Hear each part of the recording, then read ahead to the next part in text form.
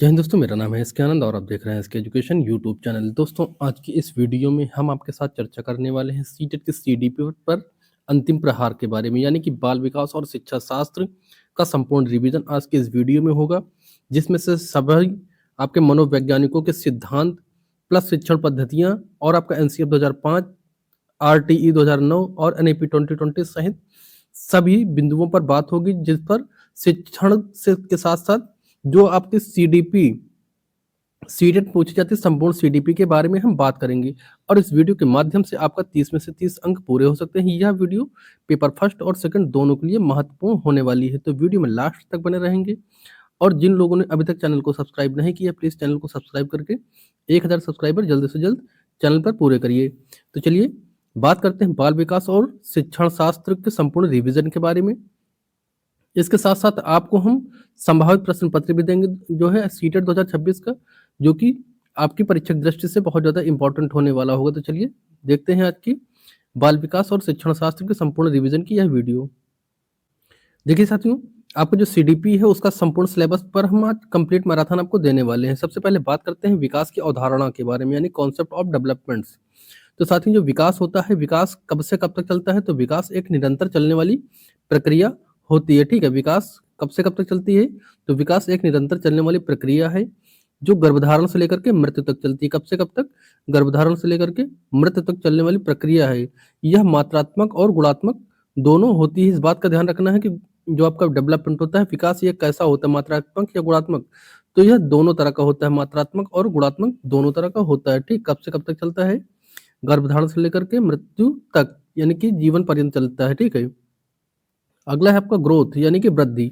तो वृद्धि के बारे में आप याद रखिएगा, यह केवल शारीरिक परिवर्तन यानी कि ऊंचाई वजन से संबंधित है और यह केवल मात्रात्मक होती है। ठीक है, यह केवल मात्रात्मक होती है और यह एक समय के बाद रुक जाती है। जो वृद्धि होती है यह सिर्फ मात्रात्मक होती है, लेकिन जो आपका विकास होता है मात्रात्मक और गुणात्मक दोनों होता है। इस बात का ध्यान रखना है। विकास आपका जीवन पर्यंत चलता है, लेकिन वृद्धि जो होती है एक समय के बाद स्थिर हो जाती है, फिर रुक जाती है।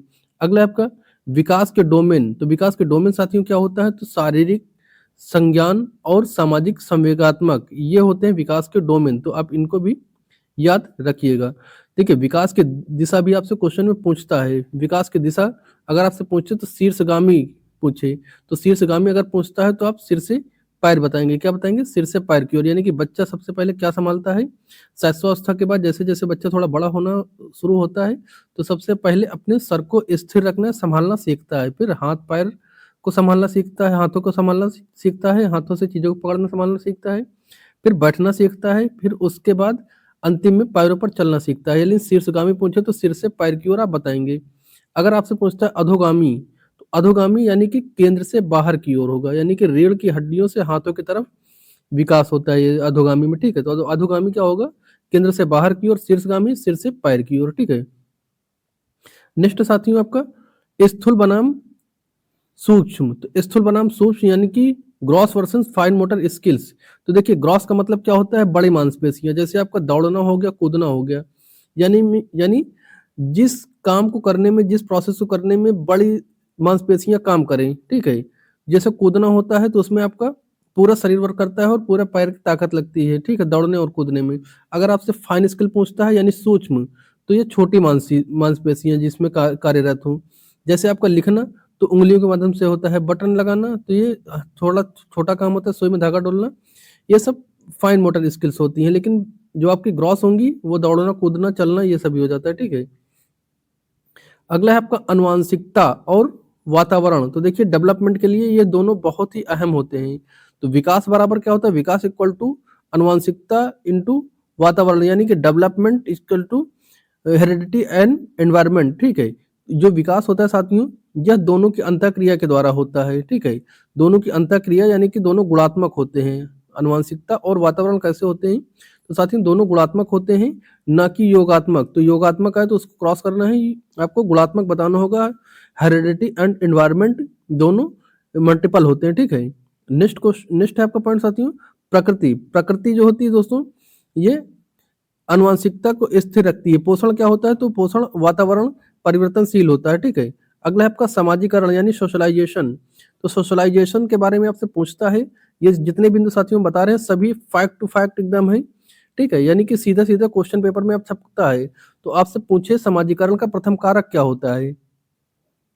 तो साथियों जो प्राथमिक कारक होता है समाजीकरण का, ये होता है आपका परिवार, पास-पड़ोस, यह सबसे पहले और सबसे महत्वपूर्ण होता है। यानी कि बच्चे का जो समाजीकरण स्टार्ट होता है वो घर से स्टार्ट होता है, ठीक? परिवार से। बच्चे के मम्मी-पापा से स्टार्ट होता है, फिर भाई-बहन, फिर आपके दादा-दादी, चाचा-चाची के साथ आस-पड़ोस, ये सभी क्या होते हैं? ये सभी आपके प्राथमिक कारक होते हैं, यानी प्राइमरी एजेंसीज़ होती हैं। आपसे पूछे अगर समाजीकरण की द्वितीयक कारक कैसी या फिर जो है सेकेंडरी एजेंसीज़ क्या होती हैं, या फिर आपसे पूछे गौड़ कारक, ठीक है? तो गौड़ क्या हो जाएँगे?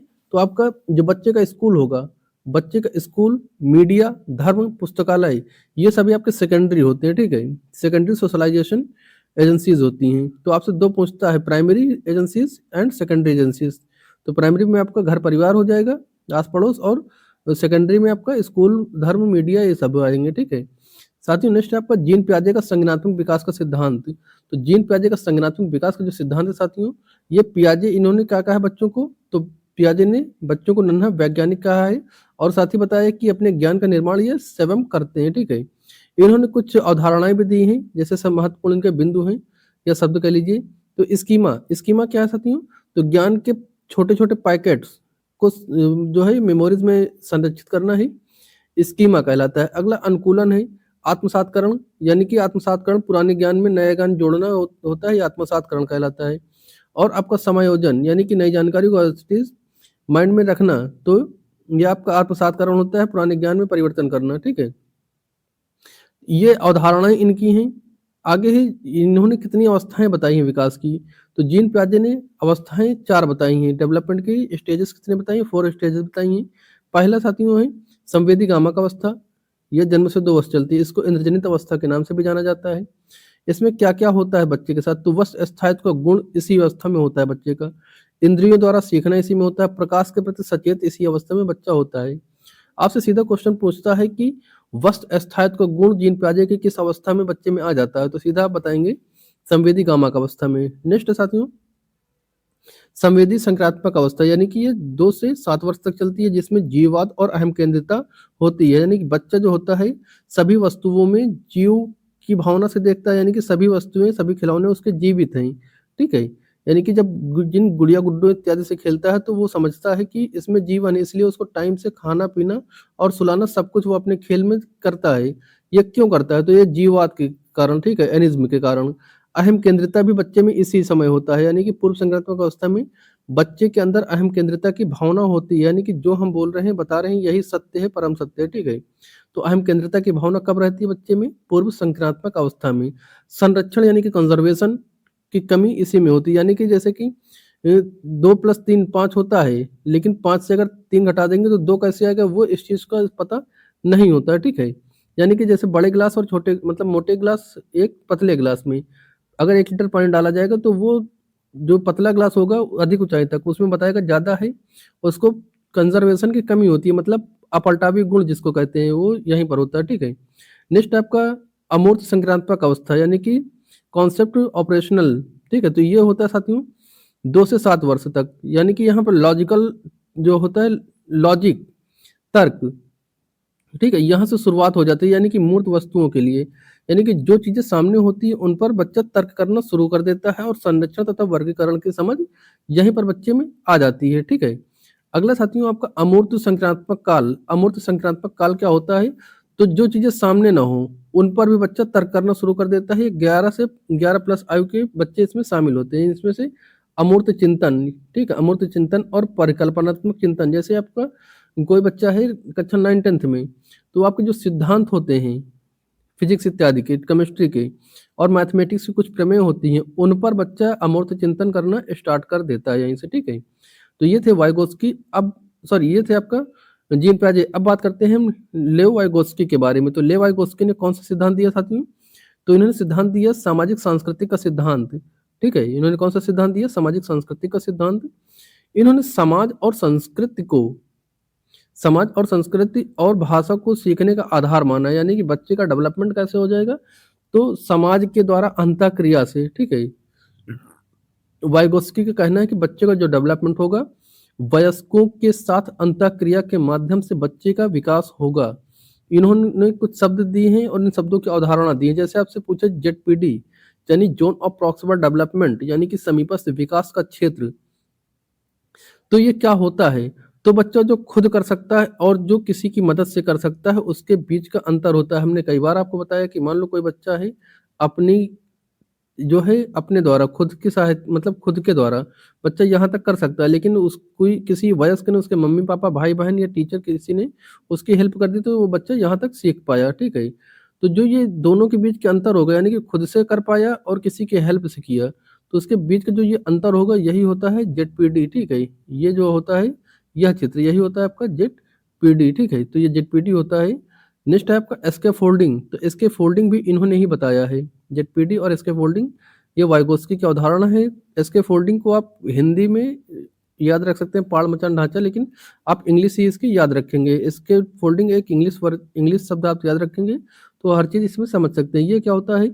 एक अस्थायी सहारा या अस्थायी मदद होती है, ठीक है? एक टेम्परेरी हेल्प होती है जो किसी बड़ों के द्वारा या वयस्कों के द्वारा दी जाती है। जैसे संकेत देना और हादा हल करना, ठीक है? यानी जैसे साइकिल चलाते टाइम पीछे से पकड़ना एक वो अस्थायी सहारा था, एक स्कैफोल्डिंग थी, ठीक है? या फिर मान लो कोई काम करते समय आप इशारे जो देते हैं किसी छोटे बच्चों को, तो वो अस्थायी सहारा होता है, ठीक है? स्कैफोल्डिंग। नेक्स्ट है आपका निजी वाक यानी प्राइवेट स्पीच, यानी कि कुछ बच्चे होते हैं किसी काम को करते समय वह खुद से बातचीत करते हैं, खेलते समय या किसी काम को करते समय या मैथ को सॉल्व करते समय, किसी भी समय वो खुद से जब बातचीत करते हैं तो वो क्यों करते हैं? तो वह बातचीत के माध्यम से अपने कार्य को दिशा देते हैं, अपने कार्यों को दिशा देते हैं, जिसको निजी वाक्य प्राइवेट स्पीच कहा जाता है, ठीक है? अगला साथियों, और अच्छा ये भी ध्यान रखिएगा, एमकेओ यानी कि मोर नॉलेजेबल अदर, एमकेओ की अवधारणा किसने दी है? तो एमकेओ की अवधारणा साथियों इन्होंने दी है जीन पियाजे, सॉरी ये क्या बोलते हैं, वाइगोस्की ने, ठीक है? जेडपीडी, स्कैफोल्डिंग और आपका निजी वाक्य एमकेओ सभी आपके किसके हैं? तो लेवाइगोस्की की अवधारणा है, ठीक है? शब्दावलियां हैं। अगला साथियों आपका लॉरेंस कोहलबर्ग, तो लॉरेंस कोहलबर्ग ने कौन सा सिद्धांत दिया? नैतिक विकास का सिद्धांत दिया, नहीं कि मोरल डेवलपमेंट। तो इसमें आपने हाइजेंस की दुविधा की कहानी आपने सभी ने सुन रखी होगी, कहानी आपको सबको पता है। इसमें ज़्यादा हम कुछ आपको बताएंगे नहीं, क्योंकि कहानियाँ आपने अच्छे से सुन रखी हैं, आपका रिवीजन है, तो रिवीजन के हिसाब से सिर्फ हम काफ़ी तेज़ी से चीज़ों को बता रहे हैं। इसमें इन्होंने 3 स्तर बताए हैं। पहला स्तर था आपका पूर्व पारंपरिक स्तर। इसमें दंड एवं आज्ञा पालन यानी कि डर के कारण नैतिकता होती है और यांत्रिक सापेक्षता होता है, ठीक है? दूसरा आपका स्तर है परंपरागत स्तर यानी कि कंजर्वेशनल, यानी कि यहाँ पर क्या होता है? तो बच्चा जो होता है उसमें अच्छा लड़का, अच्छा लड़की यानी समाज में प्रशंसा पाने के लिए काम करता है और कानून और व्यवस्था बनाए रखता है। तो स्तर 2 में आता है, ठीक है? नेक्स्ट है आपका उत्तर स्तर 3, तो इसमें क्या होता है? उत्तर पारंपरिक स्तर यानी कि पोस्ट कंजर्वेशनल, ठीक है? तो इसमें क्या होता है? सामाजिक अनुबंधन, सार्वभौमिक नैतिकता यानी कि खुद के बनाए रखने के नियम, चाहे जेल जाना पड़े, ठीक है? तो इन्होंने 3 स्तर दिए हैं और 6 चरण दिए हैं। लॉरेंस कोहलबर्ग ने अपने सिद्धांत में कितने स्तर दिए हैं? 3 स्तर दिए हैं, ठीक है? स्तर 3 है और चरण आपसे पूछे तो चरण 6 दिए हैं, ठीक है? इनकी अवहेलना क्यों होती है? क्योंकि इन्होंने अपने इस सिद्धांत में सिर्फ 4 से लगभग 14-15 वर्ष तक के बच्चों को शामिल किया था, यानी कि सिर्फ और सिर्फ लड़कों को, लड़कियों को नहीं शामिल किया था। इसलिए इनका जो है अवहेलना की जाती है या इनकी बुराई की जाती है, ठीक है? अब आपको बताना है कि इनकी बुराई किसने किया था। अगला है आपका साथियों बाल केंद्रित और प्रगतिशील शिक्षा। तो बाल केंद्रित और प्रगतिशील शिक्षा यानी कि child development and progressive education. तो ये क्या होता है? इसमें देखिए जॉन डीवी सबसे पहले आते हैं। जॉन डीवी साथियों यह प्रगतिशील शिक्षा के जनक हैं। जो जॉन डीवी हैं ये कौन है? ये क्या है? तो प्रगतिशील शिक्षा के जनक पूछेगा कौन है? तो जॉन डीवी हैं। अगला है आपका बच्चा कैसा होता है? तो बच्चा एक सक्रिय निर्माता होता है यानी कि एक्टिव होता है, ठीक है? सक्रिय रूप से अधिगम करता है, ठीक है? नेक्स्ट है आपका शिक्षा यानी कि लर्निंग बाय डूइंग यानी करके सीखने पर आधारित होती है, ठीक है?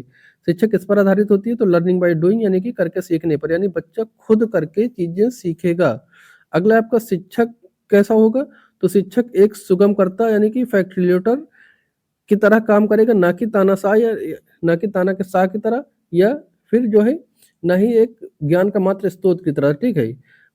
जो बच्चे का टीचर होगा वो एक सुगमकर्ता के रूप में या सहगामी कर्ता के रूप में कार्यरत होगा, यानी कि बच्चे के लिए एक ऐसा एनवायरनमेंट बना के देगा जिसमें बच्चा खुद अपने जो है उसमें प्रतिलिप्त होकर या रचनात्मकता के द्वारा खुद सीखेगा चीज़ों को, ठीक है?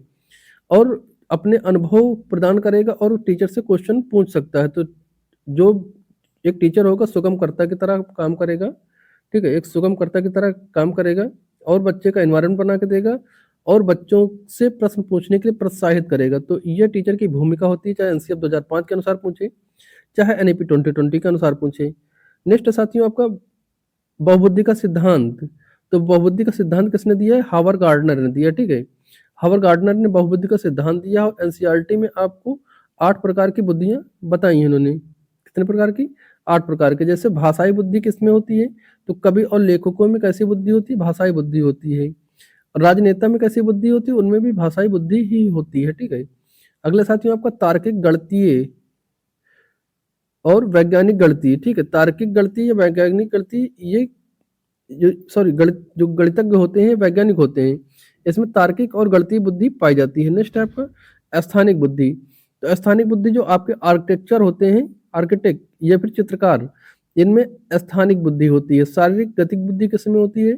तो आपके जो खिलाड़ी होते हैं या फिर डांसर होते हैं, इनमें आपके जो होते हैं, इनमें शारीरिक बुद्धि पाई जाती है, ठीक है? अगला आपका महत्वपूर्ण ये भी है, अंतर्वैयक्तिक बुद्धि, यानी कि दूसरों की मनोभाव दशाओं को समझने वाले को क्या कहते हैं? यानी कि अंतर्वैयक्तिक कहते हैं, जैसे आपके नेता और काउंसलर होते हैं, ये दूसरे की मनोभाव को समझते हैं। अच्छा, इसमें आप इंग्लिश याद रखिएगा, इंटरपर्सनल, ठीक है? इंटरपर्सनल जो होते हैं ये अंतर्वैयक्तिक होते हैं, ये दूसरों के मनोभाव को समझते हैं। और इंटरा मतलब खुद का, इंटरा मतलब क्या हो जाएगा आपका? इंटरा मतलब खुद का हो जाएगा, इंटरा पर्सनल। यानी कि अंतरा व्यक्ति का मतलब क्या हो जाएगा? खुद को समझने वाला। यानी कि साधु और दार्शनिक जो होते हैं ये इंटरा पर्सनल होते हैं, यानी कि अंतरा व्यक्तिक बुद्धि वाले ये होते हैं, ठीक है? नेक्स्ट साथियों आपका समावेशिक शिक्षा। तो साथियों समावेशिक शिक्षा क्या होती है? यानी कि जहाँ पर सभी प्रकार के बालक, जिस क्लासरूम में सभी प्रकार के बालक, चाहे आपके सामान्य बालक हो, विशिष्ट बालक हो, या पिछड़े हुए बालक हो, या फिर आपके दिव्यांग बालक हो, या प्रतिभाशाली बालक हो, सभी बालक एक ही छत के नीचे एक ही क्लासरूम में एक साथ बैठकर विभिन्न शिक्षण विधियों के माध्यम से जब शिक्षा ग्रहण करते हैं तो उसी को कहते हैं समावेशी शिक्षा, ठीक है? इसमें ध्यान रखेंगे कि इसमें विविध अनुदेशन, तो हर बच्चे की ज़रूरत के अनुसार शिक्षण विधि को बदलना होता है। यानी कि जैसे आपका दिव्यांग बालक होगा जिसको दिखता कम हो, तो उसको कैसे शिक्षण पद्धतियाँ के अनुसार पढ़ाएँगे?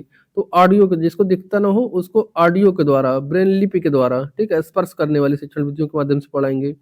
और जिन बच्चों को सुनाई ना देता हो उनको कैसे शिक्षण विधियों के माध्यम से जो है पढ़ाएँगे? तो जिनको सुनाई ना देता हो तो दृश्य वाली, ठीक है? दृश्य वाली और सांकेतिक भाषा के प्रयोग के माध्यम से उनको शिक्षा देंगे। यानी कि अलग-अलग शिक्षण विधियों के माध्यम से अलग-अलग आवश्यकताओं वाले बच्चों को पढ़ाना, ठीक है? अच्छा, इसमें ये भी ध्यान रखेंगे किसी भी बच्चे को आप अलग नहीं कर सकते, ना ही अनदेखा कर सकते हैं, ना ही वर्गीकृत कर सकते हैं, ना ही स्पेशल स्कूल किसी के लिए बनवाएँगे, ठीक है? तो इन चीज़ों का ध्यान रखना होगा। अगला साथियों आपका अधिगम अक्षमता। अधिगम अक्षमताएँ यानी कि लर्निंग डिसेबिलिटीज़ कौन-कौन सी होती हैं? तो डिस्लेक्सिया अगर आपसे पूछता है, तो डिस्लेक्सिया में बच्चे को पढ़ने में समस्या होती है। जैसे बी को डी पढ़ना या डी को बी पढ़ना, ठीक है? या फिर जो है शब्द उच्चारण में कठिनाई होना, तो डिस्लेक्सिया के अंतर्गत आता है। आपका डिस्ग्राफिया होता है, डिस्ग्राफिया लिखने संबंधी समस्या या विकार होता है। डिस्ग्राफिया में बच्चा लिख नहीं पाता है, लिखने में प्रॉब्लम होती है बच्चे को। अगला है आपका डिसकैल्कुलिया। तो डिसकैल्कुलिया साथियों इसमें गणितीय गणना में कठिनाई होती है। नेक्स्ट आपका जो है बिंदु 10वां, तो 10वें बिंदु में हमने असेसमेंट को लिया यानी मूल्यांकन। तो मूल्यांकन 2 प्रकार का होता है, ठीक है?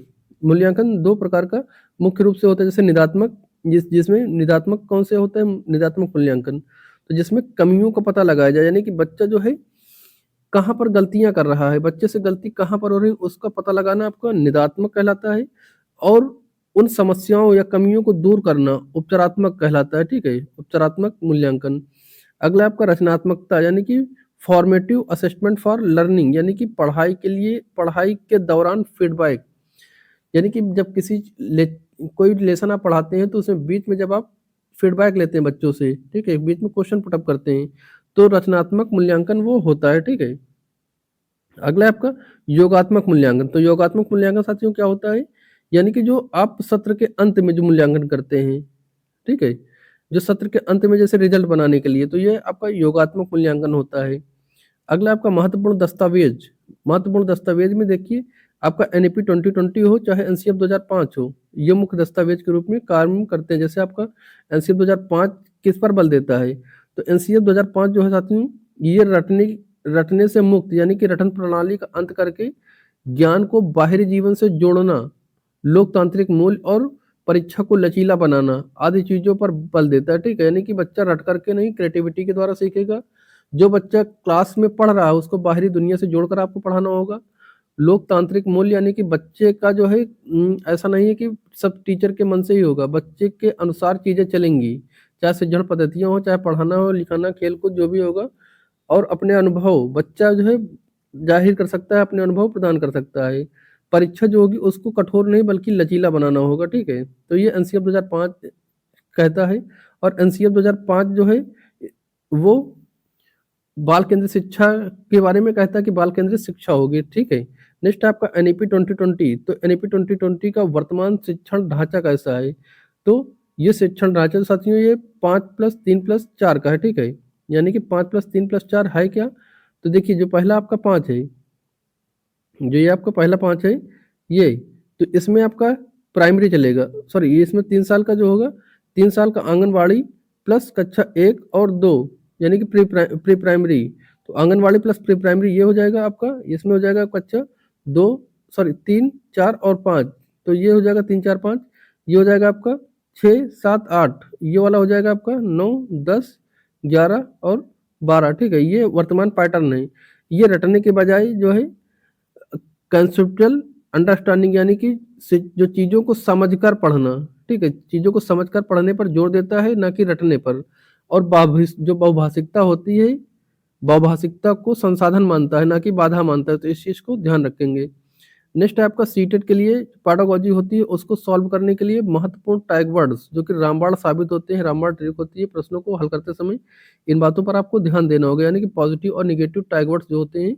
चलिए इनको हम थोड़ा छोटा कर देते हैं, जिससे आप अच्छे से एक बार में चीज़ों को देख सकें। ठीक है, ध्यान देंगे। जैसे साथियों, ये आपके एक तरफ जो होंगे पॉजिटिव वाले यानी कि ये वाले, तो ये सही उत्तर को बताएंगे, ये सही उत्तर बताने की संभावना को जाहिर करेंगे ये सभी ऑप्शंस। और ये निगेटिव ये सभी जो है उत्तर को गलत बताने के लिए संकेत करेंगे, यानी कि जिस विकल्प में आपको अवसर मिले, बच्चे को अवसर दिया जाता है, तो विकल्प आपको सही हो जाएगा। जिसमें सक्रिय रूप से बच्चा सीख रहा हो वो भी आपका विकल्प सही होगा। जिसमें करके सीख रहा हो बच्चा वो भी विकल्प आपका सही होगा। जिसमें बच्चों को प्रोत्साहित किया जाएगा वो भी विकल्प आपका सही हो जाएगा। जिसमें बच्चा वास्तविक जीवन से जोड़ के पढ़ रहा हो, यानी कि बच्चे को वास्तविक जीवन से जोड़ करके एजुकेशन दी जा रही है, विकल्प भी आपका सही हो जाएगा। त्रुटियां जो होंगी ये स्वाभाविक होती हैं, बाधा नहीं होती, स्वाभाविक होती है। ठीक है, तो ये भी आपका सही विकल्प होगा। बच्चा जो होगा मातृभाषा या क्षेत्रीय भाषा में अपनी बात को रखेगा, अपने अनुभव को रखेगा, तो ये विकल्प सारे सही हो जाएंगे। यानी कि जहां पर बच्चा जिस विकल्प में रचनात्मकता के द्वारा सीखेगा, यानी कि बच्चे पर कोई बाउंडेशन ना हो, जिसमें बच्चा स्वतंत्र हो और स्वतंत्र रहने के साथ साथ चीज़ों को सीख रहा हो, वो विकल्प हमेशा सही हो जाएगा। जिस विकल्प में बच्चे को बांध कर रख रहा हो, जिस विकल्प में और कठिनाइयाँ हो रही हो, वो विकल्प हमेशा आपका गलत होगा। जैसे आपका रटना या कंठस्थ कराना, ऐसे बच्चे पर प्रेशर पड़ रहा है, इसलिए गलत टैग वर्ड्स हैं। केवल मात्र सिर्फ केवल परीक्षा के लिए तैयारी कराना, केवल जो है अंकों के लिए पढ़ाना, केवल पाठ्यक्रम को समाप्त करना, ठीक है? तो ये सभी क्या होते हैं, ये सभी नेगेटिव टैग वर्ड से ये कटते हैं। बच्चे को हतोत्साहित करना, तो किसी विकल्प में आपको मिलता है हतोत्साहित करना, तो ये विकल्प हमेशा कटेगा। बच्चे को दंड देना या सजा देना, तो बच्चे को कभी आप दंड या सजा नहीं दे सकते, ये भी विकल्प आपका कटेगा। जो शिक्षा होगी वो रोजगार के लिए व्यावसायिक शिक्षा देना, ये भी आपका कटेगा। ठीक है, तुलना करना या फिर लेबल लगाना, ये भी आपका कटेगा। पाठ्य पुस्तक केंद्रित शिक्षा, ये भी आपका कटेगा। कैसी शिक्षा होनी चाहिए? तो बाल केंद्रित शिक्षा होनी चाहिए। ठीक है, तो आपको ध्यान देना है, बच्चा भगवान है, उसको किसी भी प्रकार का कष्ट नहीं होना चाहिए। जिस विकल्प में कष्ट आप बच्चे को देंगे तो एग्जामिनर सीधा आपके नंबर कट कर देगा, और जिस विकल्प में बच्चों को आप स्वतंत्र रूप से अधिगम कराएंगे वो विकल्प में आपको नंबर सीधा एग्जामिनर दे देगा। तो इस बात को हमेशा ध्यान रखना है सीटेट की परीक्षा देते समय।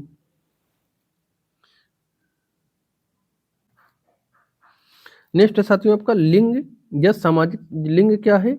तो लिंग एक सामाजिक संरचना है, ठीक है। Gender as a social contract, यानी कि सीटेट का पसंदीदा टॉपिक है, ठीक है। ये कैसा है? ये सीटेट का पसंदीदा टॉपिक है। यहाँ से क्वेश्चन पुट अप होता ही होता है। जितने भी बिंदु हमने आपके साथ साझा किए हैं, सभी बिंदुओं से सवाल पूछे जा चुके हैं, ठीक है। कह रहा लिंग कैसा है? तो लिंग एक जैविक संरचना है। लिंग पूछे तो ये सामाजिक संरचना है या बायोलॉजिकल है, ठीक है। नर या मादा होना यह बदलता नहीं है, ठीक है। सेक्स जो होता है कभी नहीं बदलता है, ये बायोलॉजिकल होता है, जैसे नर ये पुरुष या महिला का होना। आगे आपसे पूछे कभी जेंडर, ठीक है। जेंडर कैसी संरचना है? तो यह सामाजिक संरचना है। कैसी संरचना है?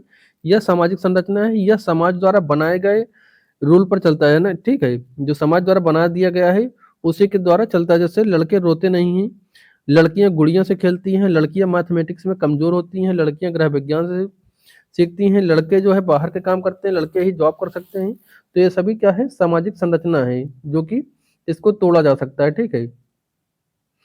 देखिए, आपका जेंडर रूढ़िवादिता अगर पूछता है तो जेंडर रूढ़िवादिता क्या होती है? तो जो घिसी-पिटी पुरानी चीजें हो, पुरानी घिसी-पिटी अवधारणाएं, जैसे महिलाएं गणित में कमजोर होती हैं, ठीक है। तो इसमें क्या करना चाहिए? शिक्षकों को इस पर चुनौती देना चाहिए और महिलाओं को गणित में, मतलब महिलाओं को दिखाना चाहिए कि गणित में अच्छी होती हैं। जेंडर पक्षपात क्या होता है? तो किसी एक लिंग का पक्षपात कर लेना, यानी कि पक्ष में रहना, जैसे महिला या पुरुष को किसी एक के पक्ष में बड़ी बड़ी बातें कर देना, तो वो जेंडर रूढ़िवादिता या जेंडर पक्षपात कहलाएगा, ठीक है। नेक्स्ट है आपका भाषा और चिंतन। तो भाषा चिंतन क्या होता है साथियों? तो भाषा और चिंतन के बारे में बात करें तो लैंग्वेज एंड थॉट्स, यानी कि विचार पहले आते हैं या भाषा, इस पर मनोवैज्ञानिकों के अलग अलग मत हैं। यानी कि अलग अलग लोगों ने अलग अलग चीजें कही हैं। जैसे जीन पियाजे ने क्या कहा है भाषा के बारे में, तो ध्यान देंगे। इन्होंने कहा है कि विचार पहले आता है, विचार पहले आता है, फिर बाद में बच्चा बोलना सीखता है। यानी कि भाषा केवल विचारों को व्यक्त करती है, ठीक है। वहीं पर वाइगोस्की ने इसका जस्ट अपोजिट कहा है। इन्होंने कहा कि भाषा और विचार शुरू होने में अलग अलग होते हैं लेकिन बाद में मिल जाते हैं। भाषा संज्ञानात्मक को सुगम बनाती है। तो जीन पियाजे के लिए कहे तो जीन पियाजे का ध्यान रखना कि पहले विचार आएगा, यानी बच्चा पहले सोचेगा फिर बाद में बोलेगा। तो ये कौन है? जीन पियाजे। और वाइगोस्की ने क्या कहा? भाषा और विचार शुरू में अलग अलग होते हैं लेकिन बाद में मिल जाते हैं। भाषा संज्ञान को सुगम बनाती है, ऐसा वाइगोस्की महोदय का कहना है। नेक्स्ट है आपके नॉन चॉम्स्की। नॉन चॉम्स्की ने कौन सा सिद्धांत दिया? तो भाषा विकास का सिद्धांत इन्होंने दिया है। इन्होंने कहा है कि मनुष्य में भाषा सीखने की क्षमता कैसी होती है? तो भाषा सीखने की क्षमता साथियों ये जन्मजात होती है।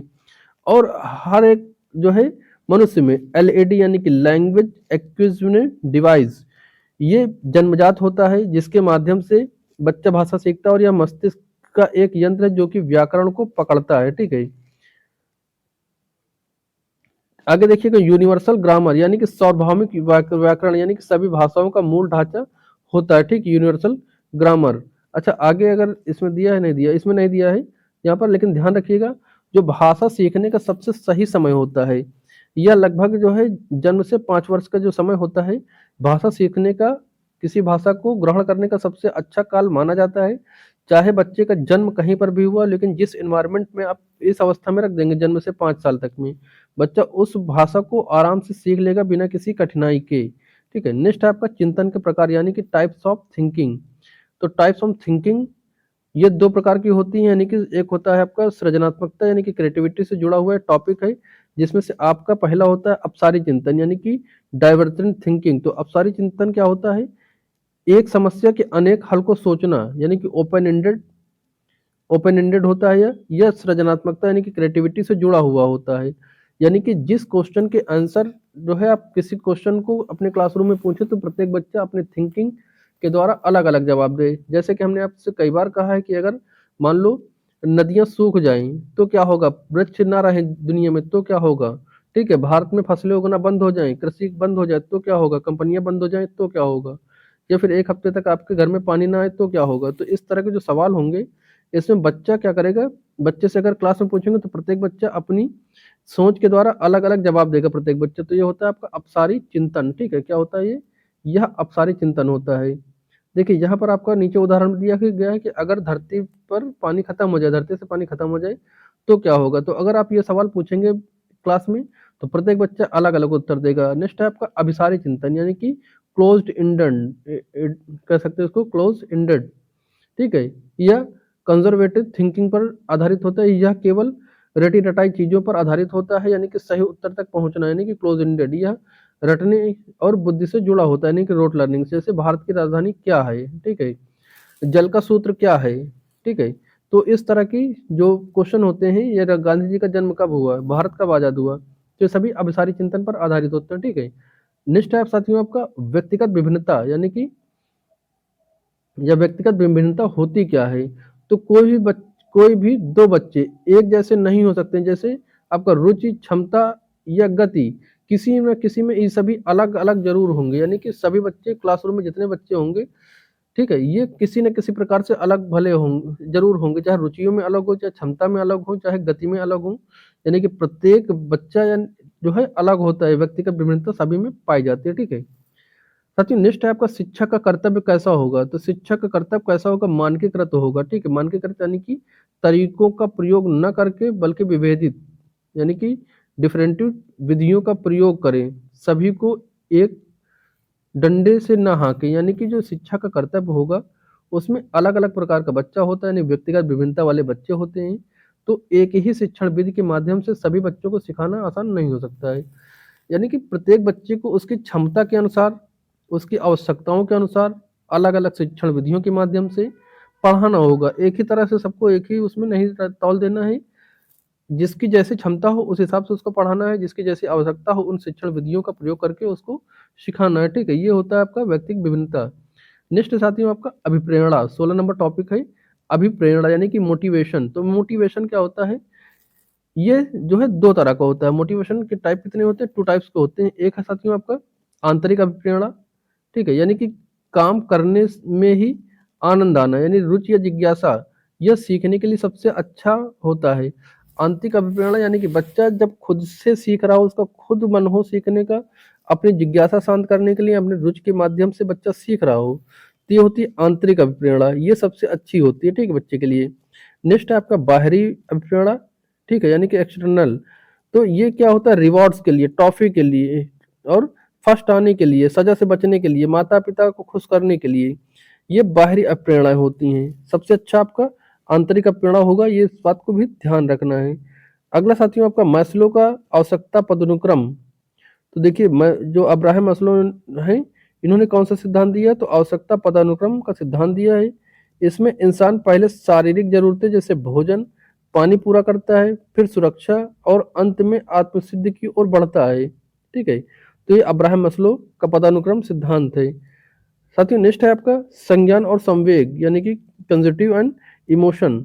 तो देखिए ये क्या होता है, तो दिमाग और भावनाएं अलग अलग होती हैं, ठीक है, दिमाग और भावनाएं अलग अलग होती हैं। सामान्यतः यह एक दूसरे से जुड़े होते हैं। जो आपका संवेग है, संवेग और इमोशन, ठीक है, संज्ञान और संवेग, संवेग और जो है आपका संज्ञान, ये दूसरे से एक दूसरे से जुड़े हुए होते हैं, यानी कि इंटरकनेक्टेड होते हैं। अगर बच्चा डरा हुआ है, इमोशन है, तो वह जो है वह सीख नहीं पाएगा, बच्चा डरा हुआ तो वह सीख नहीं पाएगा। अपवाद में देखिए जजोंग है, जजोंग का मानना है कि दोनों स्वतंत्र हैं, यह नाम याद रखेंगे, ठीक है। जो जजोंग है, ये जजोंग महोदय, इन्होंने कहा है कि ये दोनों एक दूसरे से स्वतंत्र होते हैं, बल्कि जो वास्तविक रूप से होता है, ये एक दूसरे से जुड़े हुए यानी कि इंटर कनेक्टेड होते हैं। नॉर्मली पूछे तो इंटर कनेक्टेड बताना है, लेकिन आप जनजोग के अनुसार पूछे तो इनका कहना है कि दोनों एक दूसरे से स्वतंत्र होते हैं, यह एक अपवाद है, ठीक है।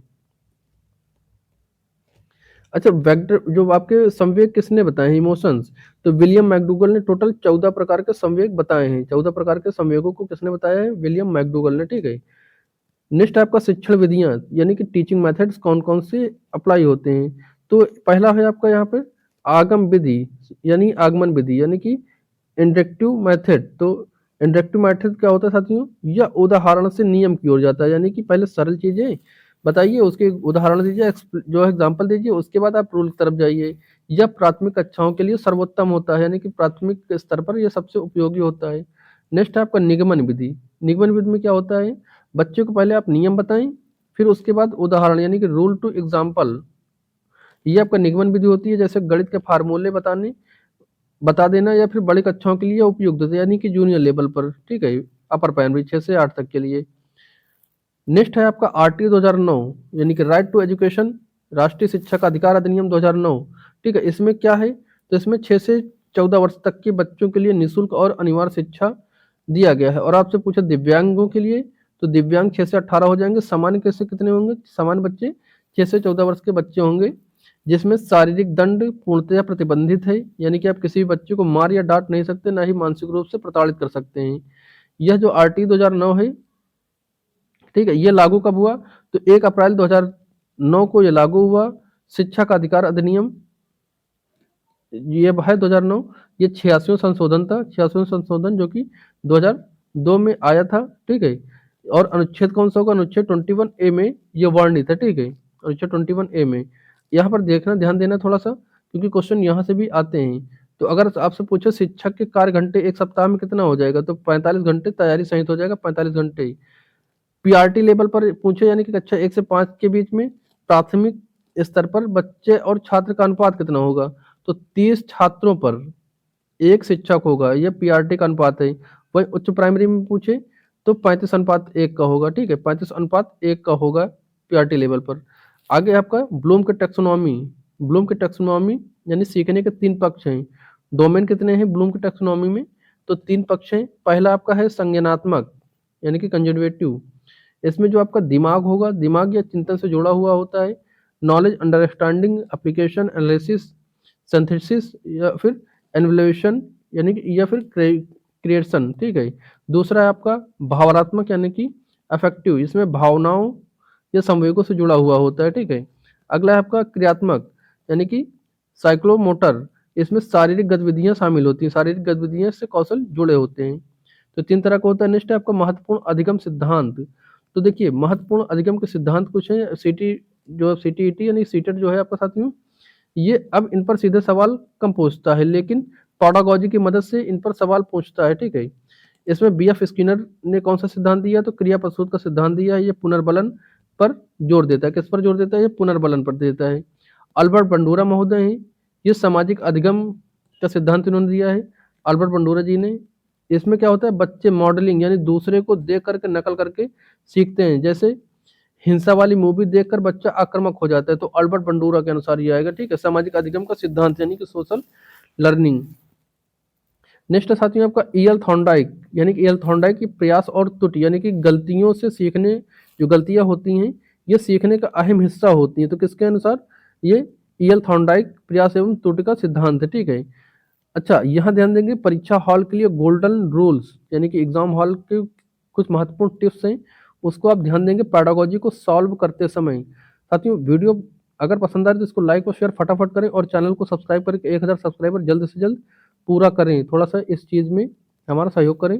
बाकी आप देख ही रहे हैं कि जो हमने जितने भी पॉइंट दिए हैं ये सब PYQ क्वेश्चनों के आधार पर लिए गए हैं, यानी कि आपका जो परीक्षा का पैटर्न है, पूरे परीक्षा के पैटर्न के सभी बिंदु हम यहाँ पर आपको बता रहे हैं। ठीक है, यहाँ पर देखिए बच्चे को हमेशा भगवान मानेंगे। गोल्डन रूल्स क्या है, बच्चे को हमेशा भगवान का रूप मानेंगे, वे बच्चे को भगवान मानेंगे। अगर किसी ऑप्शन में बच्चा फेल होता है, दिखाता है कि किसी प्रश्न में अगर बच्चा फेल हो रहा है, तो बच्चा नहीं फेल हो रहा है, वहां पर सिस्टम फेल हो रहा है, सिस्टम की विफलताएं हैं, वहां पर सिस्टम फेल हो रहा है, आपकी शिक्षण पद्धतियां फेल हो रही हैं। एक टीचर जिस तरह से पढ़ाया है, सिस्टम सिस्टम और शिक्षण पद्धतियां आदि सब फेल हो रही हैं। बच्चा कभी भी फेल नहीं होगा, इस बात को हमेशा ध्यान रखना है। नेक्स्ट है आपका सबसे बड़ा विकल्प। तो देखिए साथियों, जिस क्वेश्चन का सबसे बड़ा विकल्प हो, अगर पेडागोजी में जो विकल्प सबसे लंबा हो, जिसमें विस्तार से बात कही गई हो, और एक चीज को ध्यान देंगे कि जिसमें सकारात्मक बातें हो, ठीक है, सकारात्मक बातें लिखी होंगी, वही विकल्प सबसे ज्यादा चांस होगा कि सही हो। लेकिन हमेशा पढ़कर चेक करें कि निगेटिव चीजें न लिखी हो, उसमें सकारात्मक चीजें हो, यानी पॉजिटिव टैग वर्ड्स का इस्तेमाल हो और सबसे बड़ा विकल्प हो, तो वह विकल्प 99% चांस है कि वो सही होगा। ठीक है, नेक्स्ट है आपका ELPS थ्योरी, यानी कि यह गणित और ईवीएस के लिए महत्वपूर्ण होता है। ELPS theory. ठीक है, ई माने क्या हो जाएगा आपका, इम्प्रेशंस यानी कि ठोस वस्तुओं का अनुभव। एल फॉर आपका लैंग्वेज यानी कि कहानी और बातचीत। पी फॉर आपका पिक्चर्स यानी कि चित्र दिखाना। और एस फॉर आपका सिंबल्स यानी कि प्लस माइनस गुणा भाग। यह सबसे अंत में आता है। ठीक है, यह आपका सबसे अंत में आएगा, इस बात को ध्यान रखेंगे। ELPS को आप याद रखेंगे, ठीक है। ठोस वस्तुओं का पहले अनुभव, फिर कहानी, बातचीत, फिर चित्र दिखाना, फिर सबसे अंत में आएगा आपका चिन्हों को दिखाना, ठीक है। तो आपको जो जितनी चीजें हमने आपको बता दी हैं, इससे आपका 28 से 30 नंबर आपका कंफर्म है कि आ जाएगा। जितनी चीजें अभी तक हमने आपको बता दी हैं, इन चीजों को अगर आप ढंग से रिवाइज कर लेते हैं, ढंग से याद रख पाते हैं और समझ पाते हैं इन चीजों को जो अभी तक हमने बताई इस वीडियो में, उसके माध्यम से आप 28 से 30 नंबर उठा लेंगे, ठीक है। चलिए, अगर आपको देखना है आपका आज का मॉडल पेपर, देखिए टाइम कितना हुआ, तो आपका 40 मिनट हुआ। चलिए 20 मिनट में हम आपको आज का मॉडल पेपर भी करवा देते हैं लगे हाथों। जो संभावित प्रश्न पत्र हो सकता है, अब इस प्रश्न पत्र के माध्यम से आपको फाइनल एग्जाम में भी क्वेश्चन देखने को सीधा मिल सकते हैं। और जितनी चीजें अभी हमने आपको करवाई हैं, इसके मतलब इन्हीं के अनुसार जो है क्वेश्चन पेपर भी हमने आपके लिए बनाया है। तो चलिए चलते हैं क्वेश्चन पेपर की तरफ। ये साथियों आपका संभावित प्रश्न पत्र सीटेट 2026 जो कि आपका 7 और 8 फरवरी को एग्जाम लगा हुआ है, उसका संभावित प्रश्न पत्र है। और यहाँ पर टोटल 30 प्रश्न लिए गए हैं जो कि CDP के होंगे, ठीक है। यहाँ पर पहला क्वेश्चन है, विकास की दिशा सिर से पैर की ओर चलती है, यह सिद्धांत क्या है? मतलब किस सिद्धांत के अनुसार विकास होता है सिर से पैर की ओर? क्या अधोगामी, शीर्षगामी, निरंतरता या फिर एकीकरण? तो ठीक है, प्रत्येक प्रश्न का आंसर जो होगा आप नीचे कमेंट में करते रहेंगे। जैसे कि आपका पहला है, पहले में ABCD जो हो तो आप सीधा शॉर्ट में भी कर सकते हैं। एक का ABCD जो हो, दो का जैसे भी हो, या आप जो व्याख्या सहित देना चाहते हैं तो बहुत अच्छा, आप व्याख्या सहित उत्तर नीचे कमेंट सेक्शन में दे सकते हैं, ठीक है। और जिन लोगों ने अभी तक वीडियो को लाइक और सब्सक्राइब नहीं किया चैनल को, तुरंत करें फटाफट। सभी लोग, बहुत मेहनत लगती है भाई वीडियो को जनरेट करने में, ठीक है। वीडियो को बनाने में बहुत मेहनत लगती है, PDF तैयार करना, उसके बाद हर एक चीज़ तैयार करना, थंबनेल बनाना, अपलोड करना, सारी चीज़ें करने में बहुत टाइम लगता है, बहुत मेहनत है। तो प्लीज़ जल्दी से जल्दी सभी लोग 1000 सब्सक्राइबर पूरा कर दीजिए सभी लोग, ठीक है। 4000 घंटे का वॉच टाइम आपका चैनल पर पूरा हो चुका है, हम कई बार आपको बता चुके हैं, लेकिन अभी तक सब्सक्राइबर पूरे नहीं हो पाए, जिस कारण से चैनल मोनेटाइज नहीं हो पाया है। तो सभी लोग थोड़ा सा इतना हेल्प करिए, ठीक है। तो सही जवाब क्या हो जाएगा साथियों इसमें? ये हो जाएगा आपका शीर्षगामी। शीर्षगामी में क्या होता है साथियों? ये सिर से पैर की ओर होता है। अधोगामी क्या होता है? अधोगामी में होता है आपका जो है, अधोगामी क्या होता है? तो अधोगामी में आपका केंद्र से बाहर की ओर होता है, ठीक है। लेकिन शीर्षगामी में क्या हो जाएगा? यह सिर से पैर की ओर, यानी बच्चा पहले सिर पर नियंत्रण करता है, बाद में धड़ और अंत में पैर संभालता है, यानी कि ऑप्शन बी यहाँ पर आपका सही हो जाएगा। नेक्स्ट क्वेश्चन है कथन। ये कथन और कारण से संबंधित है। तो देखिए ये आपका कथन और कारण पूरा आपको दिख रहा होगा। कथन कह रहा है कि बच्चों का विकास केवल आनुवंशिकता का परिणाम है। तर्क कह रहा है, यानी रीजन कह रहा है कि बच्चे जिस वातावरण में बड़े होते हैं उसका उनके विकास पर कोई प्रभाव नहीं पड़ता है। तो इसमें आपका जो उत्तर है, ठीक है, ये ऑप्शन ए कह रहा है कि ए और आर दोनों सही हैं, आर ए की सही व्याख्या करता है। या फिर बी कह रहा है कि ए और आर दोनों सही हैं लेकिन आर ए की सही व्याख्या नहीं कर रहा है। ऑप्शन सी कह रहा है कि ए सही है लेकिन आर गलत है। ऑप्शन डी कह रहा है ए और आर दोनों गलत हैं। तो इसका सही जवाब क्या हो जाएगा, इसको आपको बताना है। ABCD जो भी ऑप्शन हो फटाफट नीचे कमेंट करिए, ठीक है। तो साथियों यहाँ पर सही जवाब क्या जाएगा? डी, ऑप्शन डी सही जवाब जाएगा। दोनों गलत हैं, ठीक है, दोनों गलत हैं। यानी कि जो विकास होता है ये आनुवंशिकता और वातावरण दोनों का अंतःक्रिया का परिणाम होता है, ना तो केवल आनुवंशिकता, ना ही केवल वातावरण जिम्मेदार है, ठीक है। तो आनुवंशिकता जो होगी, विकास जो डेवलपमेंट होगा, ये आनुवंशिकता और गुणे, आनुवंशिकता गुणे क्या हो जाएगा? वातावरण, यानी कि हेरिडिटी इनटू एनवायरनमेंट के द्वारा बच्चे का डेवलपमेंट होता है। इसलिए ऑप्शन आपका डी सही हो जाएगा, ठीक है। यहाँ पर दोनों गलत हैं। नेक्स्ट क्वेश्चन है समाजीकरण, यानी कि सोशलाइजेशन की वह प्रक्रिया में परिवार किस प्रकार की एजेंसी है? आपसे सीधा पूछा परिवार किस प्रकार की एजेंसी है। इसमें गौड़ है, प्राथमिक है, तृतीयक है, या फिर इनमें से कोई नहीं। तो देखिए जो परिवार होता है ये कैसी एजेंसी है, हमने हमेशा बताया आपको, ये प्राइमरी एजेंसी है, ठीक है, यानी प्राथमिक प्राथमिक कारण है, ठीक है, सोशलाइजेशन का बच्चे का। यहीं से बच्चे का समाजीकरण स्टार्ट होता है, परिवार से ही। अच्छा, प्राथमिक में कौन कौन हो जाएगा? तो इसमें घर परिवार के जो सदस्य होंगे वो सारे आ जाएंगे, घर हो जाएगा, आपका आस पड़ोस आ जाएगा। गौड़ पूछता है या सेकेंडरी पूछता है, तो इसमें क्या आएगा? इसमें आपका बच्चे का स्कूल आ जाएगा, बच्चे का स्कूल और मीडिया इत्यादि आएंगी, ठीक है, गौड़ में पुस्तकालय। नेक्स्ट है जीन पियाजे के अनुसार जब बच्चा एक पुराने स्कीमा में नई जानकारी को बिना बदले जोड़ता है तो वह प्रक्रिया क्या कहलाती है? समायोजन, आत्मसातकरण, साम्यधारण या फिर संगठन? तो इसमें सही जवाब क्या हो जाएगा 4 का। जल्दी जल्दी जो है सभी लोग कमेंट करिए। क्वेश्चन नंबर 4 का आंसर क्या हो जाएगा, जल्दी फटाफट आगे ABCD जो हो यहाँ पे नीचे आगे टाइप करिए और कमेंट करिए। तो देखिए ये हो जाएगा साथियों आत्मसातकरण, जब बिना बदलाव के, जब जो है बिना बदलाव के पूर्व संक्रांत सॉरी जब हम पुरानी जानकारी में बिना बदलाव किए नई जानकारी जोड़ते हैं तो यह एसिमिलाइजेशन यानी कि आपका आत्मसातकरण कहलाता है। जैसे बच्चे ने कुत्ते को देखा हो और उसे बिल्ली कहा क्योंकि उसके 4 पैर हैं, या जो है आपका एसिमिलाइजेशन है। जब वह अंतर समझेगा और नया स्कीमा बनाएगा तो इसे एकोमोडेशन कहेंगे यानी कि आत्मसातकरण कहेंगे। ठीक है। अच्छा, समायोजन क्या होता है, तो समायोजन जब पुरानी जानकारी में बैलेंस करें, पुरानी जानकारी में नई जानकारी जोड़ने के लिए पुरानी जानकारी में बदलाव करें, तो यह समायोजन होगा। एज इट इज जब आएगा तो आत्मसातकरण होगा। ठीक है। नेक्स्ट क्वेश्चन है क्वेश्चन नंबर 5, कह रहा है कि एक 5 साल की बच्ची यह मानती है कि अगर मैं बादलों के साथ दौड़ूंगी तो वे मेरे साथ दौड़ेंगे। पियाजे के अनुसार किस चिंतन में है वो। तो ऑप्शन ए कह रहा है साथियों वस्तु स्थायित्व, या फिर जीववाद, या फिर परिकल्पना, या फिर संरक्षण। तो देखिए बच्ची है मान रही, 5 साल की बच्ची मान रही कि अगर मैं बादलों के साथ दौड़ेंगे तो वो भी मेरे साथ दौड़ेंगे।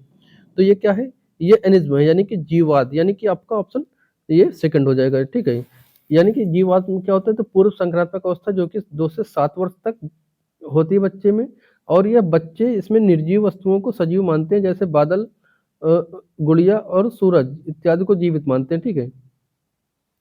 नेक्स्ट क्वेश्चन है लेवाइगोस्की के सिद्धांत के अनुसार बच्चे के सीखने के लिए स्कैफोल्डिंग का क्या अर्थ है। तो स्कैफोल्डिंग का क्या अर्थ है, ऑप्शन ए कह रहा है छात्रों को रटने के लिए कहना, यह सही हो जाएगा। फिर पुरस्कार देकर व्यवहार बदलना, या फिर सी कह रहा है बच्चों को संकेत देना और आवश्यकता पड़ने पर अस्थायी सहयोग प्रदान करना है। फिर ऑप्शन डी कह रहा है बच्चे को स्वतंत्र रूप से छोड़ देना। तो इसका सही जवाब क्या हो जाएगा, फटाफट नीचे कमेंट करिए। ठीक है। तो साथियों सही जवाब क्या जाएगा, रटने के लिए कहना है आपका गलत हो जाएगा। व्यवहार बदलना, पुरस्कार देकर ये भी गलत हो जाएगा। बच्चों को स्वतंत्र रूप से आप छोड़ नहीं सकते हैं, इसलिए सही जवाब क्या जाएगा, ऑप्शन सी, यानी कि बच्चे को संकेत देना और आवश्यकता पड़ने पर अस्थायी सहयोग प्रदान करना। ठीक है। ऑप्शन सी आपका सही हो जाएगा। नेक्स्ट क्वेश्चन है लॉरेंस कोहलबर्ग के अनुसार शिक्षक में कानून और व्यवस्था यानी कि लॉ एंड ऑर्डर किस स्तर के अंतर्गत आता है। तो कानून और व्यवस्था के अनुसार कब कौन से स्तर होता है, पूर्व पारंपरिक, परापरंगित, या उत्तर पारंपरिक, या फिर अमूर्त। तो ध्यान देंगे यहाँ पर साथियों कौन सा विकल्प जाएगा, ये जाएगा आपका परापरंगित स्तर। ठीक है। यानी कि आपका ऑप्शन बी हो जाएगा, परापरंगित स्तर आपका ऑप्शन बी है।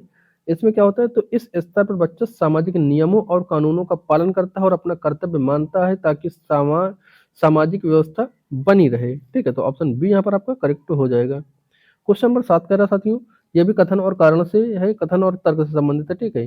तो इसको देखिए, इसमें पहले देखते हैं कथन। तो कथन क्या कर रहा है साथियों, एक प्रगतिशील कक्षा में शिक्षक को तानाशाह यानी कि डिडक्टर की तरह व्यवहार करना चाहिए। ठीक है। एक प्रगतिशील कक्षा में शिक्षक को तानाशाह की तरह व्यवहार करना चाहिए। तर्क क्या दे रहा है, बच्चे तभी सीखेंगे जब वे डर के साए में होते हैं। तो क्या ऑप्शन ए कह रहा है ए आर दोनों सही हैं, या फिर ए और आर दोनों गलत हैं, या फिर ए सही आर गलत है, या फिर ए गलत आर सही है।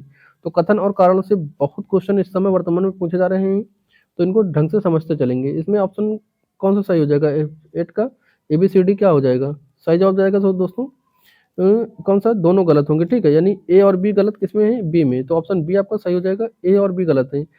क्यों, क्योंकि प्रगतिशील कक्षा में शिक्षक को तानाशाह के रूप में नहीं बल्कि सुगमकर्ता के रूप में काम करना चाहिए, इस तरह व्यवहार करना चाहिए, सुगमकर्ता के तहत ऐसी व्यवस्था देना चाहिए जिससे बच्चे अपने अनुभव बता सकें, रचनात्मक द्वारा सीख सकें और प्रश्नों को पूछ सकें। ठीक है। और तर्क क्यों गलत है, क्योंकि ये बच्चे डर में नहीं सीख पाते हैं, बच्चे को एक स्वतंत्र अवस्था चाहिए। ठीक है। ऐसा माहौल चाहिए, ऐसा एनवायरनमेंट चाहिए जिसमें बच्चे खुद सीख सकें। तो आपका ऑप्शन बी यहाँ पर सही हो जाएगा, यानी भयमुक्त वातावरण में बच्चे सीखेंगे। नेक्स्ट क्वेश्चन है क्वेश्चन नंबर 9, कह रहा है कि हावर्ड गार्डनर के बहुबुद्धि सिद्धांत के अनुसार जो व्यक्ति दूसरों की भावनाओं, व्यवहारों और प्रेरणाओं को अच्छी तरह से समझता है उसमें कौन सी बुद्धि अधिक होती है।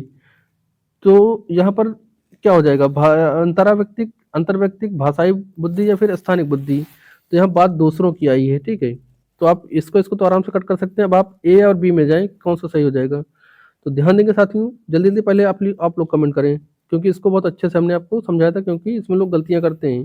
तो 9 का क्या सही हो जाएगा, ए और बी क्या सही जाएगा साथियों। तो ये सही हो जाएगा अंतर वैयक्तिक, ठीक है, इंटरपर्सनल, ये दूसरों के मनोभावों को समझने के लिए होता है, भावनाओं को समझने के लिए। और इंटरावैयक्तिक यानी कि ये खुद के हो जाते हैं, ठीक है, खुद का, ठीक है। तो ये आपका सही जवाब हो जाएगा। अगला क्वेश्चन है क्वेश्चन नंबर 10, कह रहा है राष्ट्रीय शिक्षा नीति यानी कि एनईपी 2020 के अनुसार प्राथमिक स्तर पर शिक्षा का माध्यम क्या होना चाहिए। तो कैसा होना चाहिए, केवल अंग्रेजी नहीं, मातृभाषा और स्थानीय भाषा बिल्कुल, केवल हिंदी नहीं होगी, राज्य एक की आधिकारिक भाषा नहीं हो जाएगी। एनईपी 2020 के अनुसार कक्षा 1 से 5 तक में यानी प्राथमिक स्तर पर स्थानीय भाषा या मातृभाषा यानी लोकल लैंग्वेज आवश्यक होगी। और हो सके तो जिसको जूनियर पर यानी कि 6 से 8 तक भी लागू कर सकते हैं, लेकिन प्राइमरी स्तर पर ये आवश्यक होगी। नेक्स्ट क्वेश्चन है 11 नंबर, कह रहा है कि देखिए क्वेश्चन नंबर 11 देखिए, कह रहा है निम्नलिखित में से स्थूलगामक यानी कि ग्रोस मोटर स्किल क्या हो जाएगी। सुई में धागा डालना, मटर के दाने पकड़ना, या फिर एक पैर पर संतुलन बनाना, या फिर कॉपी लिखना। तो ये पूछा स्थूलगामक, दो होते हैं, एक ग्रॉस होता है, एक मतलब स्थूल, एक सूक्ष्म, दो होता है ना। तो इसमें सही जवाब क्या हो जाएगा, तो सही जवाब जाएगा आपका एक पैर पर संतुलन बनाना, या यहाँ पे दौड़ना हो जाता है, ठीक है, दौड़ना कूदना कुछ होता, तो आप उसको सही करते हैं। तो एक पैर पर संतुलन बनाना आपका ऑप्शन सी हो जाएगा, स्थूल है। बाकी ये सभी जो है ए बी और डी, ये सभी क्या है, ये सब सूक्ष्म गामक है, ठीक है। यानी कि जिस स्थूल का मतलब क्या होता है, इसमें बड़ी जो मांसपेशियां कार्यरत होंगी और सूक्ष्म में छोटी, ठीक है। नेक्स्ट क्वेश्चन है, लड़के रोते नहीं है यह कथन क्या दर्शाता है। लड़के रोते नहीं यह कथन क्या दर्शाता है, जेंडर समानता, जेंडर पहचान, जेंडर रूढ़िवादिता, या फिर जेंडर स्थिरता। तो सही जवाब क्या हो जाएगा, फटाफट सारे लोग कमेंट करें। सही जवाब जाएगा आपका जेंडर रूढ़िवादिता, ठीक है। लड़के रोते नहीं है जेंडर रूढ़िवादिता को यह दर्शाता है। नेक्स्ट क्वेश्चन है, समवयस्क कक्षा का अर्थ क्या है। तो ध्यान देंगे साथियों, समवयस्क कक्षा का अर्थ क्या है, विशेष आवश्यकता वाले बच्चों के लिए विशेष स्कूल, क्या ये हमने बताया था, तो ये तो बताया नहीं होगा। नेक्स्ट है, सभी बच्चों को चाहे क्षमता में कुछ भी हो नियमित स्कूल में एक साथ पढ़ाना। तो ये आपका सही जवाब जाएगा ऑप्शन बी, प्रतिभाशाली के लिए अलग कक्षा या विकसित विकलांगों को शामिल करना नहीं। आपका ऑप्शन बी सही हो जाएगा, जो समय से कक्षा होती है इसमें सभी प्रकार के बच्चे, चाहे प्रतिभाशाली, चाहे सामान्य, चाहे पिछड़े, चाहे दिव्यांग, सभी बच्चे एक ही छत के नीचे एक ही क्लासरूम में पढ़ते हैं, यह होती है आपकी समवयस्क कक्षा। नेक्स्ट है साथियों आपका क्वेश्चन नंबर 14 कह रहा है कि पठन वैकल्य यानी कि डिस्लेक्सिया मुख्य रूप से किस कठिनाई से जुड़ा है। तो किस कठिनाई से जुड़ा हुआ है, पढ़ने और अक्षरों को पहचानने में, चलने फिरने में, चित्र बनाने में, फिर गाना गाने में। तो देखिए जो आपका पठन वैकल्य होता है, ये अक्षरों को पढ़ने और अक्षरों को पहचानने में गलतियां करता है, ठीक है। ऑप्शन ए यहाँ पर सही हो जाएगा आपका, यानी कि डिस्लेक्सिया में बी को बच्चा डी समझता है, डी को बी, ये गलतियां करता है, ठीक है, ये गलतियां करता है और उच्चारण करने में भी समस्या होती है। नेक्स्ट क्वेश्चन है क्वेश्चन नंबर 15 नंबर क्वेश्चन कह रहा है कि कथन शिक्षक को कक्षा में विविध पृष्ठभूमि में आने वाले बच्चों के अनुभव को शामिल करना चाहिए। बी कह रहा है बच्चे अपने साथियों और परिवेश से बहुत कुछ सीखते हैं। तो यहाँ पर ऑप्शन ए कह रहा है कि दोनों सही हैं और आर ए की सही व्याख्या करता है। बी कह रहा है ए और आर दोनों सही है, लेकिन आर ए की व्याख्या नहीं करता है। और सी कह रहा है ए और ए सही है आर गलत है, या फिर डी कह रहा है आर गलत ए गलत आर सही है। तो इसमें कौन सा सही हो जाएगा, जल्दी फटाफट सारे लोग कमेंट करें, ठीक है। तो 15 नंबर क्वेश्चन का सही आंसर क्या हो जाएगा, जल्दी जल्दी टाइप करिए साथियों। इसका सही जवाब जाएगा ऑप्शन ए। क्यों, क्योंकि आपका शिक्षकों को कक्षा में विविध पृष्ठभूमि से आने वाले बच्चों के अनुभवों को शामिल करना, ये भी आपका सही है। और जो तर्क कह रहा है रीजन, ये कह रहा है कि सभी साथियों जो बच्चे अपने साथियों और परिवेश से बहुत कुछ सीखते हैं। तो दोनों आपका सही है और आर ए की सही व्याख्या भी कर रहा है, ठीक है। अगला क्वेश्चन है 16 नंबर, कह रहा है असेसमेंट यानी कि आकलन का मुख्य उद्देश्य क्या होता है। तो असेसमेंट यानी कि आकलन का मुख्य उद्देश्य क्या होना चाहिए। ऑप्शन ए कह रहा है कि बच्चों को मंदबुद्धि या होशियार लेबल करना, तो ये नहीं होगा, ठीक है। केवल अंक या ग्रेड देना नहीं। अभिभावकों को दिखाना कि उनका बच्चा कितना कमजोर है, नहीं।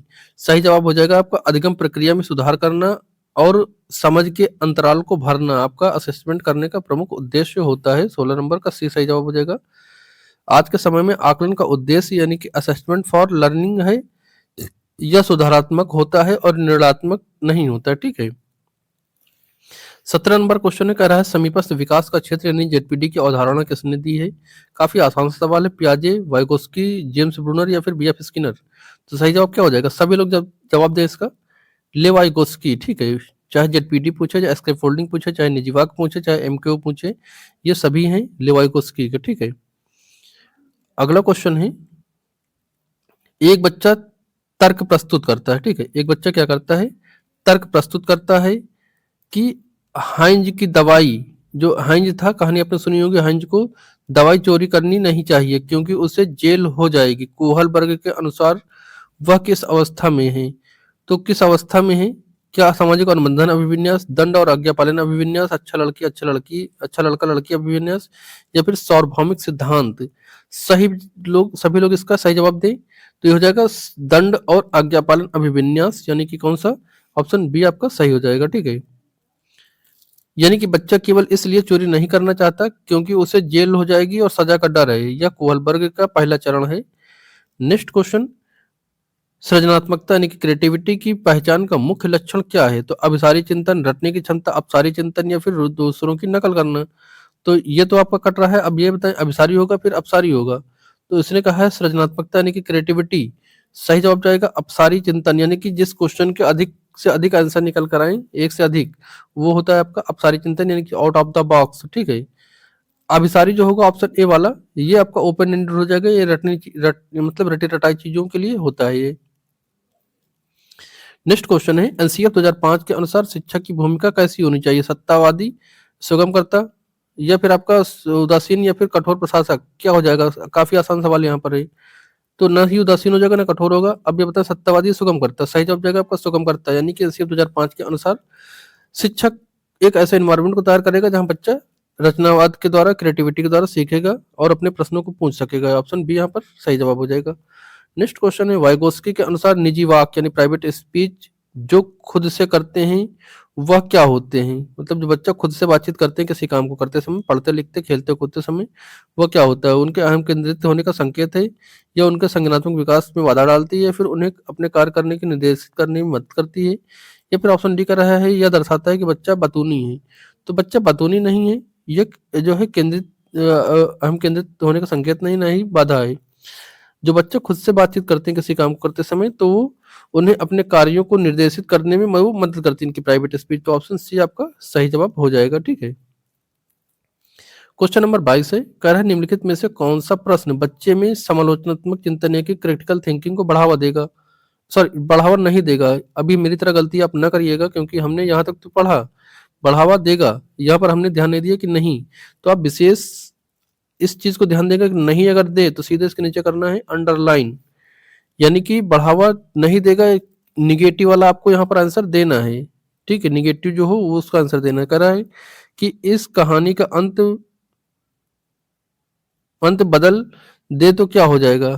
क्या ये वाला, या फिर अपने शहर में प्रदूषण कम करने की 3 उपाय सोचिए, ये वाला, या फिर भारत की राजधानी क्या है, ये वाला, या फिर अगर आप प्रधानमंत्री होते तो शिक्षा के लिए क्या करते। तो कौन सा इसमें कर रहा है? समालोचनात्मक चिंतन या क्रिटिकल थिंकिंग को बढ़ावा नहीं देगा। तो देखिए नहीं देगा मतलब कौन सा ऑप्शन हो जाएगा? सही जवाब फटाफट नीचे कमेंट करिए सभी लोग। साथियों सही जवाब जाएगा ऑप्शन सी, भारत की राजधानी का नाम बताइए। यानी कि इसमें कोई भी चिंतन आपको नहीं करना है, सीधा दिल्ली बता देना है, काम खत्म। बाकी जो ये 3 है, पहला, दूसरा और तीसरा, इसमें सोच समझ कर यानी समालोचनात्मक चिंतन को बढ़ावा दे रहा है, लेकिन इसमें नहीं दे रहा है। तो नहीं वाला आपको बताना था। ये नहीं वाले को विशेष कर ध्यान देना है कि उसमें तुरंत अंडरलाइन करके आपको आंसर टिक करना है। कहीं गलती से सही वाला आप टिक करके न चले, नंबर कट जाएगा, ठीक है। क्वेश्चन नंबर 23 है, कथन कह रहा है कि अधिगम एक निष्क्रिय प्रक्रिया है। तर्क कर रहा है रीजन, बच्चे कोरिलेट होते हैं। तो क्या इसमें कौन सा सही है? ए बी सी डी, यानी कि ए आर दोनों सही हैं, ए सही आर गलत, या फिर आर गलत ए गलत आर सही, या फिर ए और दोनों गलत। तो ध्यान दीजिएगा यहाँ पर कहीं क्या सही जवाब होगा, फटाफट कमेंट करिए। आपका डी सही हो जाएगा। क्यों? क्योंकि ए और आर दोनों यहाँ पे गलत हैं। निष्क्रिय नहीं, ये सक्रिय होता है और कोरिलेट नहीं होते, बच्चे नन्हे वैज्ञानिक होते हैं। ठीक है, तो जो है आपका ऑप्शन डी यहाँ पे सही हो जाएगा। ठीक है, नेक्स्ट क्वेश्चन है, एक बच्ची गणित के सवालों में कमजोर है या समवयसी कक्षा में आप क्या करेंगे? एक बच्ची जो है वो गणित के सवालों में थोड़ा सा कमजोर है, अगर समवयसी कक्षा में आप हैं तो क्या करेंगे? उसे स्कूल से निकाल देंगे? तो निकालना या जो है वर्गीकृत करना या फिर अलग बैठाना या फिर उसको अनदेखा करना गलत बात है। उसे अलग बैठाएंगे तो ये भी गलत बात है, उसे मंदबुद्धि कहेंगे ये भी गलत बात है। ठीक है, शिक्षण विधि में बदलाव करेंगे और उसे अतिरिक्त सहायता प्रदान करेंगे, यानी कि जो बच्चे को अगर गणित समझ नहीं आ रही है तो उसको उसके लिए आप शिक्षण विधियों का बदलाव कीजिए। मेथड जो टीचिंग मेथड है उसको आप चेंज करिए। ठीक है, टीएलएम का इस्तेमाल करिए। ठीक है, और उसको अतिरिक्त सहायता करिए तो उसको समझ आ जाएगा। तो ऑप्शन यहाँ पे डी आपका सही हो जाएगा, 24 का ऑप्शन डी। ठीक है, नेक्स्ट क्वेश्चन है, विकास किस चरण में तनाव और तूफान की अवस्था होती है ये कहा जाता है? किस अवस्था को तनाव और तूफान की अवस्था कहा जाता है? बाल्यावस्था, किशोरावस्था, शैशवावस्था या फिर प्रौढ़ावस्था? तो साथियों सही जवाब इसमें क्या जाएगा आपका? किशोरावस्था। ठीक है, यानी कि अडोलसेंस। इस किशोरावस्था को तनाव और तूफान की अवस्था कहा जाता है, विरोध की अवस्था कहा जाता है, स्टेनली हॉल ने ये कहा है। ठीक है, ये किसने कहा तूफान और तनाव की अवस्था किशोरावस्था को? स्टेनली हॉल ने।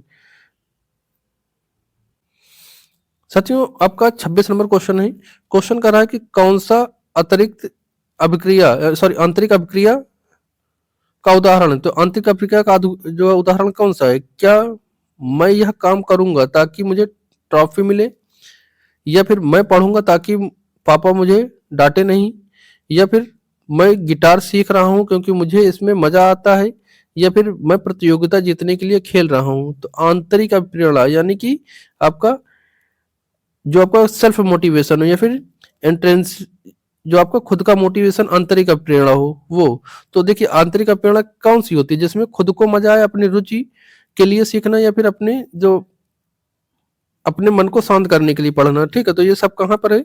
ऑप्शन सी में, यानी कि मैं गिटार सीख रहा हूँ क्योंकि मुझे इसमें मजा आता है, अपनी रुचियों को जो है अपनी रुचियों के लिए पढ़ना सीखना करना, तो वो होता है सेल्फ आपका मोटिवेशन। तो ऑप्शन सी आपका सही हो जाएगा। नेक्स्ट है पियाजे, यानी कि जीन पियाजे और लेवाइगोस्की दोनों के सिद्धांतों का एक मुख्य समानता क्या है? तो यहाँ पर मुख्य समानता किसमें है? दोनों व्यवहारवादी हैं, या दोनों मानते हैं कि बच्चा ज्ञान का सक्रिय निर्माता है, या फिर दोनों नैतिक विकास का सिद्धांत दिए हैं, या फिर दोनों मानते हैं कि भाषा विकास से पहले आती है। तो इसमें क्या हो जाएगा सही?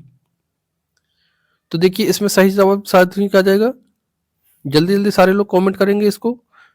ठीक है, तो ऑप्शन बी सही जाएगा। ठीक है, ऑप्शन बी, यानी कि दोनों मानते हैं कि बच्चे ज्ञान का निर्माण सक्रिय रूप से करते हैं। ठीक है, ऑप्शन बी यहाँ पर सही हो जाएगा। इस बात को लेकर के दोनों दोनों में समानता पाई जाती है। और अगर आपसे कहेंगे विरोध किस में है, तो दोनों इसमें विरोध हो जाएगा। ठीक है, जीन प्याजे कहते हैं कि पहले विचार आता है फिर भाषा आती है, और वाइगोस्की क्या कहते हैं शुरुआत में दोनों अलग अलग होते हैं लेकिन बाद में दोनों मिक्स हो जाते हैं। तो ये इनमें विरोध है, और यहाँ पर ऑप्शन बी में समानता है। नेक्स्ट क्वेश्चन है क्वेश्चन नंबर 28। 28 नंबर क्वेश्चन कह रहा है कि राष्ट्रीय शिक्षा नीति यानी 2020 के अनुसार मूल्यांकन का स्वरूप कैसा होना चाहिए? तो 360 डिग्री, बहुआयामी प्रगति पात्रक यानी कि होलिस्टिक रिपोर्ट्स कार्ड, या फिर केवल लिखित परीक्षा, या फिर ऑप्शन वर्ष के अंत में केवल एक परीक्षा, या फिर ऑप्शन डी कह रहा है केवल याददाश्त आधारित परीक्षण। तो आपका ये तीनों कटेंगे 360 डिग्री। आप याद रखिए जो राष्ट्रीय शिक्षा नीति एनईपी 2020 के अनुसार मूल्यांकन कैसा होना चाहिए? तो 360 डिग्री, बहुआयामी प्रगति पात्रक होना चाहिए कि होलिस्टिक रिपोर्ट्स कार्ड होना चाहिए, जिसमें बच्चे का सभी चीजें आपकी हो। ठीक है, चाहे शैक्षिक चाहे सहशैक्षिक। नेक्स्ट क्वेश्चन नंबर 29 कह रहा है कि कक्षा में जेंडर रूढ़िवादिता को कम करने के लिए एक शिक्षक को क्या करना चाहिए?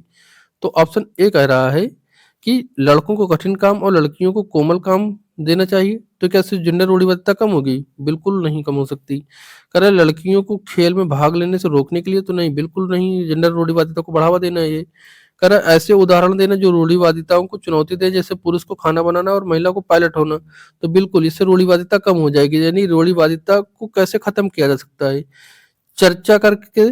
ठीक है, और चर्चा में ऐसे उदाहरण देना जो कि जेंडर रूढ़िवादिता के लिए चुनौती हो। तो यहाँ पर पुरुष खाना बना रहा है, महिला पायलट, यानी कि जेंडर रूढ़िवादिता को चुनौती दे रहा है। ऑप्शन यहाँ पे सी आपका सही जवाब हो जाएगा। अगला क्वेश्चन है क्वेश्चन नंबर 30।